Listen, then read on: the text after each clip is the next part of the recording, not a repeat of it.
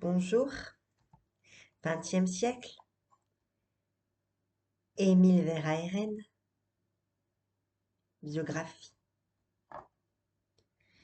Émile Verhaeren, 1855-1916, né près d'Anvers. Émile Verhaeren, après des études à l'université de Louvain, débuta par deux recueils où il chantait le présent et le passé de ses plaines natales, Les Flamandes, 1884, Les Moines, 1886. Des séjours dans les capitales nordiques et notamment à Londres, une grave crise religieuse et morale. L'emprise sur son imagination d'une certaine atmosphère de la poésie symboliste trouvèrent leur écho dans une trilogie sombre, chaotique et de forme brumeuse. Les Soirs, 1887, Les Débâcles, 1888, Les Flambeaux Noirs, 1891. Mais Verhaeren intéresse au premier chef la poésie des débuts du XXe siècle, à partir du moment où, dans Les campagnes hallucinées, 1893, et Les villes tentaculaires, 1895, il prouve, contre Ruskin et son esthétisme, que le monde moderne, sans cesse animé par les transformations humaines et sociales qui conduisent au spectacle des villes myriadaires, peut devenir matière poétique.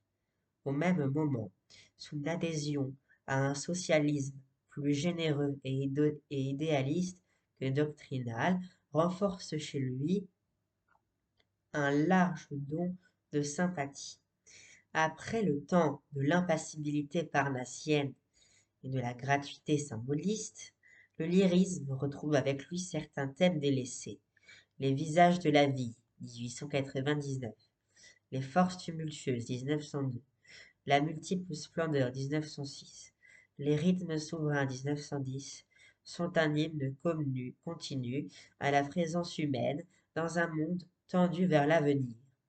Mais de même qu'il n'a jamais oublié de chanter les tendresses intimes depuis les heures claires, 1896, le poète n'abandonne pas l'évocation des Flandres, confère page 20. Partageant son temps entre Paris, sa retraite du Hainaut et les voyages, il est devenu une figure rayonnante lorsqu'il meurt accidentellement en gare de Rouen, au retour d'une visite sur le front de la Belgique envahie, où il a vu passer les ailes rouges de la guerre 1916. Par tous ses caractères, Verhaeren se distingue de ses contemporains Georges Rodan-Bach, Le règne du silence, Le voyage dans les yeux, et Van Leberg, La chanson d'Ève, comme de ses proches cadets Max Elskamp, André Fontenas, Albert Mokel, tous plus durablement soumis au mode symboliste. Selstedram, Les Aubes, 1898, Le Cloître, 1909, satisfont sans difficulté à l'esthétique de l'école. Les villes, placé en tête des campagnes hallucinées, ce poème annonce, pour lier le diptyque, l'appel tout-puissant des villes tentaculaires.